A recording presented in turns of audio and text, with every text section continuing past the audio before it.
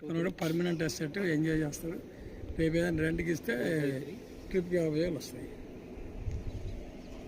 666 రండి, చెట్టు కింద కూర్చోదు 2 నిమిషాలు రండి, తీసుకోండి, అటు ఇటు తీసుకో. ఇల్లు ముందు రోడ్డు వేసుకున్నాను, ఈ ఇల్లు వేసిన రోడ్డు